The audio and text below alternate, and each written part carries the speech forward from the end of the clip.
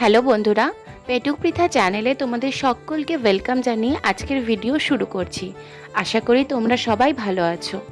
আজকে যে রেসিপিটা শেয়ার করছি সেটা হচ্ছে আমাদের সবার খুব প্রিয় মোচা, ইংলিশে যাকে বলে বানানা ফ্লাওয়ার। এই কলা গাছটা এমন একটা গাছ যেটার কিচ্ছু ফেলানো যায় না।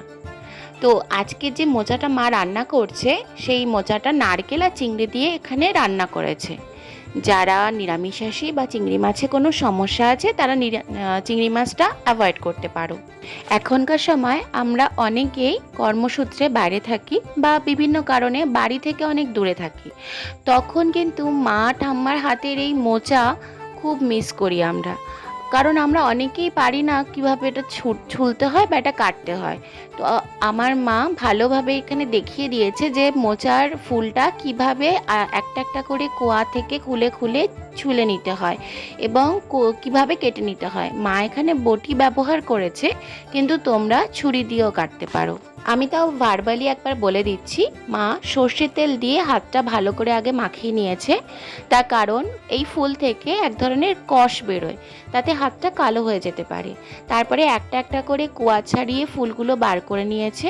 তারপর প্রত্যেকটা ফুলের মধ্যে একটা লম্বা করে স্টিম থাকে, সেই স্টিমটা বার করে দিচ্ছে এবং একটা পাতলা লেয়ারের মতন হোয়াইট কালারের একটা ছোট্ট পাপড়ি মতন থাকে সেটা বার করে নিচ্ছে। অর্থাৎ প্রত্যেকটা যে লম্বা লম্বা একটা করে ফুল, সেই ফুলের মধ্যে থেকে একটা করে স্টিম বার করছে আর একটা ওই হোয়াইট কালারের একটা ছোট্ট লেয়ার টাইপের একটা পাপড়ি থাকে সেটা বার করে নিচ্ছে।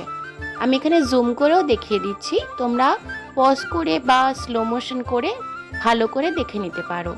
স্টিম আর ওই লেয়ারটা সরিয়ে দেওয়ার পর মা কুচি কুচি করে মোচার ফুলগুলো কেটে নিয়েছে আর সেগুলো হলুদ গোলা জলের মধ্যে রেখে দিয়েছে। যে হলুদ পাউডার পাওয়া যায় সেটাই অল্প জলে গুলে নিয়েছে যাতে কষটা কেটে যায়।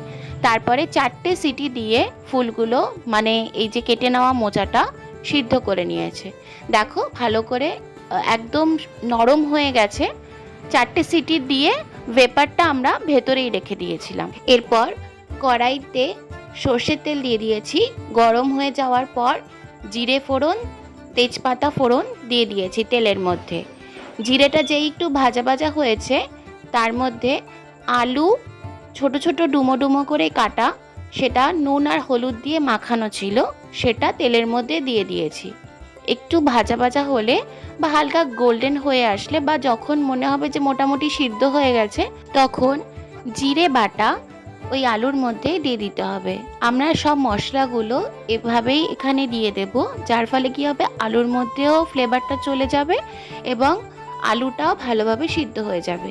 এখানে জিরে বাটা দেওয়ার পর মা লঙ্কা বাটা দিয়ে দিচ্ছে, শুকনো লঙ্কা বাটা, তারপরে আদা বাটা। পরিমাণটা আমরা আন্দাজ মতো নিয়েছিলাম, তাই এক্স্যাক্টলি মনে নেই, তবে ওই 1 টেবিল চামচ করে ধরা যেতে পারে।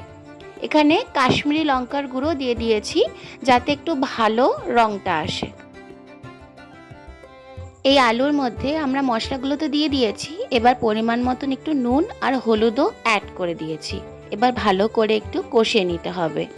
মোচা রান্না করতে গেলে কিন্তু তেলটা একটু পরিমাণটা বেশিই দিতে হয়, তার কারণ মাখা মাখা হয়, তো তেলটা ঠিক মতন যদি না দেওয়া হয় বা কম দেওয়া হয় তাহলে শুকনো শুকনো হয়ে যায়। আলুটা ভালোভাবে কষানো হয়ে গেছে, এবার আগে থেকে ভেজে রাখা নারকেল দিয়ে দিচ্ছি আর চিংড়ি মাছটাও অ্যাড করে দিচ্ছি। নারকেল আর চিংড়ি মাছের মধ্যে আমরা নুন হলুদ দিয়ে দিয়েছিলাম ভাজার আগে একটু। আমি জানি আমার বেশিরভাগ বন্ধুরাই ভাবছে যে রেস্টুরেন্টে গিয়ে খেয়ে নেব। হ্যাঁ, সেটা করা যেতেই পারে, কিন্তু নিজে করে নিজের প্রিয়জনদের জন্য যদি একটু সার্ভ করি তাহলে কিন্তু সেটা বেশ হয়। নারকেল আর চিংড়ি মাছটা দিয়ে আলুটা একটু নাড়ানাড়ি করার পরেই সিদ্ধ করা মোচাগুলো আমরা ওর মধ্যে দিয়ে দিয়েছি। গরম ছিল, মা প্রথমে বুঝতে পারেনি, তাই হাত দিয়ে দিতে যাচ্ছিল, তারপরে খুন্তি দিয়ে দিয়েছে। তারপরে ভালো করে আলু চিংড়ি নারকেল মশলা সব কিছু ওই মোচার সাথে মাখিয়ে নিয়েছিল। আমরা আসলে প্রথমেই ভেবে নিই রান্নাটা করাটা বোধহয় খুবই কষ্টকর, তার জন্য এই ধরনের রান্নাগুলো বাড়িতে বানানো প্রায় বন্ধই হয়ে যাচ্ছে।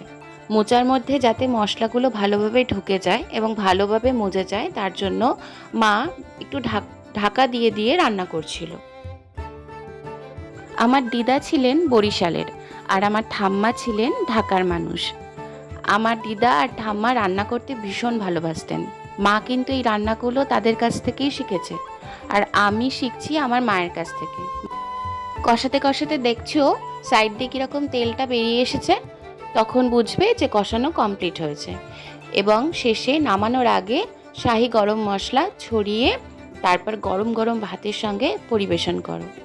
আমি তো নামানোর সাথে সাথেই প্রায় খেতে বসে গেছিলাম, এতটা টেস্টি হয়েছিল। তাই আর হোটেল থেকে বা রেস্টুরেন্ট থেকে অর্ডার না করে নিজেই একবার একটু কষ্ট করে বাড়িতে বানিয়ে খাও না। আমি বলছি খুব ভালো, খুব ভালো হয়েছিল এবং খুব ভালো লাগবে খেতে।